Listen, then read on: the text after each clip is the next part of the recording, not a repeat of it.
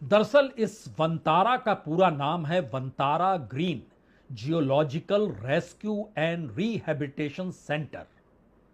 यहां जानवरों को बचाकर लाया जाता है और उनको पुनर्वास किया जाता है, यानी उनको बेहतर स्थिति में लाया जाता है। और प्रधानमंत्री इसी का उद्घाटन करने मार्च के महीने में गए थे। कम शब्दों में समझें तो पशुओं को अवैध तरीके से तो नहीं लाया जाता है, मनी लॉन्ड्रिंग का मामला तो नहीं जुड़ा है, यहां पर कोई फाइनेंशियल इरेगुलरिटीज तो नहीं है, पशुओं के साथ दुर्व्यवहार तो नहीं हो रहा है। वंतारा की तरफ से जवाब आया, हम जो भी जांच होगी उसमें पूरी मदद करेंगे। लेकिन एक क्षण के लिए जो 10 पॉइंट है, उस 10 पॉइंट को सुनने से पहले यह भी जान लीजिए कि दरअसल यह एक कॉरपोरेट वार से आगे निकलकर कॉरपोरेट वर्सेस राजनीतिक सत्ता की लड़ाई में इस देश के भीतर तब यह तब्दील हुई है जब प्रधानमंत्री मोदी की सत्ता को चुनौती बीजेपी के भीतर से, संघ की विचारधारा से और संघ की विचारधारा को समेटे सांसदों और मंत्रियों से इस दौर में मिलने लगी है।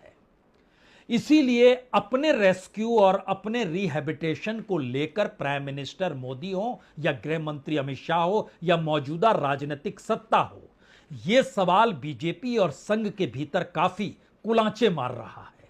इसीलिए भारत की आर्थिक नीतियों को लेकर संघ दिल्ली के विज्ञान भवन में 3 दिनों का सेमिनार कर रहा है।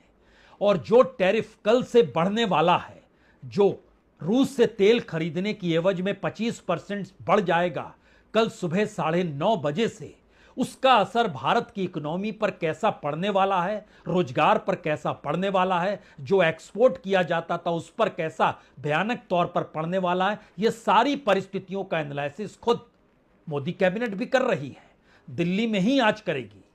यानी मैसेज जरा समझने की कोशिश कीजिए। भारत की पारंपरिक इकोनॉमी पहली बार डगमग है, भारत के पारंपरिक रिश्ते अंतर्राष्ट्रीय तौर पर डगमग हैं। भारत अपने तौर पर कॉरपोरेट के साथ चलते हुए बीते 35 बरस में जिन रास्तों पर निकल कर आया, हम कह सकते हैं 91 के इकोनॉमिक रिफॉर्म के बाद से। और इकोनॉमिक रिफॉर्म का जिक्र यहां पर इसलिए है क्योंकि प्रणब मुखर्जी उस वक्त जब पीवी नरसिम्हा राव की सरकार थी वह प्लानिंग कमीशन में थे, मनमोहन सिंह फाइनेंस मिनिस्टर थे, धीरू भाई अंबानी जीवित थे, रिलायंस आगे बढ़ रहा